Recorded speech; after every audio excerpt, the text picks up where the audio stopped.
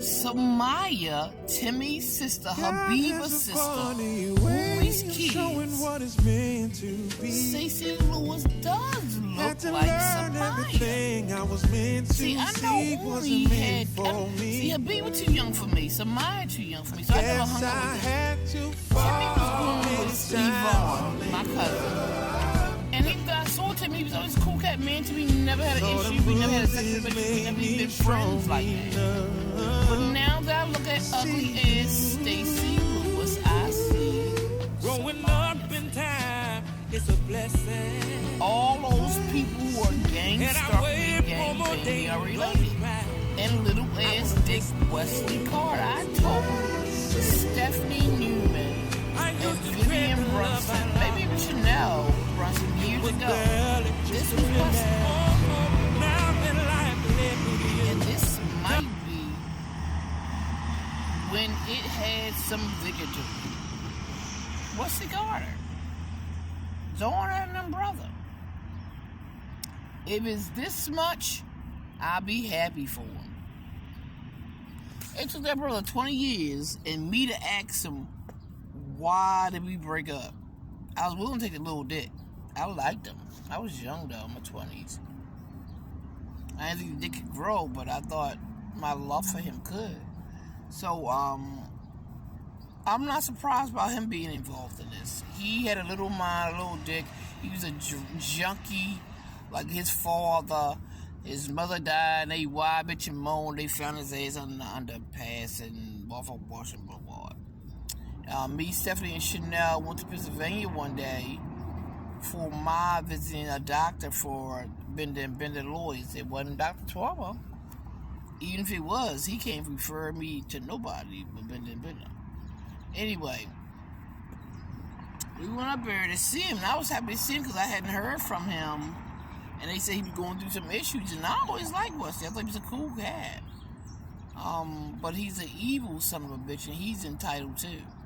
For a man who can't fit in a fucking piece of toilet paper. He got balls on him for sure. I mean, shit, Robert Raynor has a nice sized penis, but his balls are smaller than the tip of his thumb head. I mean, little teeny balls.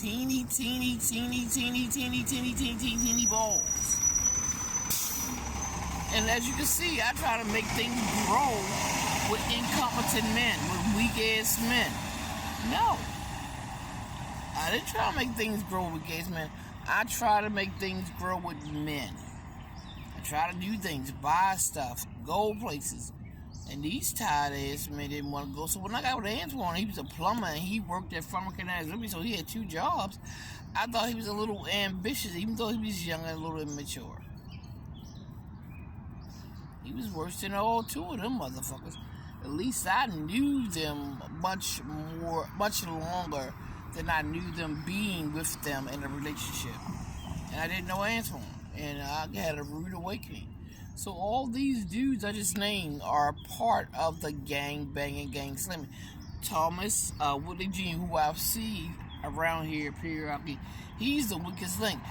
No matter what that man does, he always look unkept and dying. Always look unkept and dying. I don't know what it is. Walter did too. They look like they had hepatitis from birth. But their mother's a junkie. I wouldn't put it past they had all that shit when they was born. So these weak-ass men, I'm not surprised. These men, like Big Red, these men will rape you until you die and will tell the world that you are their girlfriend or you had a relationship with you, and it's a lie. But who gonna believe you? Because they tell a lie when you're not around. And the people who believe them are people who want to believe them. I've never had a relationship with Mugg, Robert Raynor, Antoine Mason Sr., and Wesley Carter. And that right there is, believe it or not, is a span of fucking almost 30 years encasing all 3 of them. Not consecutively, 30 years, like 10 in between here, 5 or 7 between here. Most of them people I wouldn't shit on, let alone piss on, or need air to breathe from. And it's just so convenient to lie about people. And again, these are gang stalkers. They don't have no life. I think Mud working at the fucking City Cruises. His life has been worthless since birth. Maybe T-Ray worked down there too. I don't know what the fuck Antoine does anymore. He might be with the local 486 with, I don't fucking know. And Wesley, I don't think he's ever have a job. I mean, if he did have a job, I'd be surprised. And I've known Wesley since about 9 years old. And I don't know, all these niggas been weak forever. And I'm just like, you give what you get. And I'm talking for me. I treat these niggas good. I'm not even gonna tell you why. Timmy, I definitely treated good. We never had a relationship. That's why I was surprised now that I know who he is raping me. I'm thinking Stacy Lewis is a woman, and Stacy Lewis is his big sister. Timmy is the butt of it. He's with Samiyah and Habibi. He might be older than them, but he's the baby boy. There are a couple of boys. I saw a picture of them a while ago. I never met many of those brothers and sisters. I think one of the brothers is a fucking guy from the security in Maryland security, the one who runs security all over Maryland, social service, everything, social security. Any place you go, as a municipal building, courthouses, this guy runs, or he's a part of that team, and I think he's one of the brothers. It's two. That's one of the motherfuckers who will replace a male and put it somewhere else. But now that I think about it, Stacy Lewis is part of that circle. So I'm going to sue on that basis. I already had a basis to sue on. Now I have another one to sue the crossing their white marsh, because them motherfuckers ain't never giving my voucher that was taken from me. So now I'm homeless. So I have more than one thing to sue the state of Maryland for, Brandon Scott personally for, Wes Moore personally for, the crossing their white marsh for. These motherfuckers are giving me life. These motherfuckers are giving me people, places, things to sue for. Because they are not doing their work, they're not doing their business.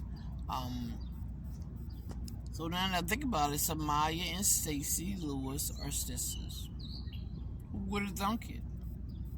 And now I know the connection with the crossing at White Marsh and Mama Chanel, Stephanie Chanel. I didn't know that when I moved out there. So I was hacked to the point where when I look for apartments, I only look for apartments that they hacked into my system. Is that what it was? So I was hacked at Whispering Woods to get to 3136 Barrel Road. And then I was hacked at 31 Barrel Road to get to 9 Lincoln Woods Way. I mean, I don't get it. That's one of the reasons I didn't take the voucher. Because there's nowhere in the world my old address should know where my new address was. And that is exactly what Dean and it was doing. And that's what Stacy Lewis and it was doing. Trying to find my address without actually asking me my address. Because if they had to mail it to me, they would know my address. And that's illegal for housing. I'm not supposed to give my old address to my new address. That's the whole point of the voucher. If that's the case, then I'll be putting it on new leases and all that shit, new this and that, and that's not how it works. So housing allowed the crossing that White Marsh to break the law in order to break my lease in order to make me homeless, because Stacy Lewis is Samiyah's sister and Timmy's sister, and they're all gang stalking me. Oh my God, nigga, please. There's a lot of bullshit right there. But, you know, you get what you get, nigga. Everybody have a great day. I'm going to be somewhere formulating this plan. I got some time on me. And I realized, but say again, I didn't reach the vault. I'm free already. I ain't got to go no further than this, nigga. I'm free. I ain't got to get nobody but me. I'm free.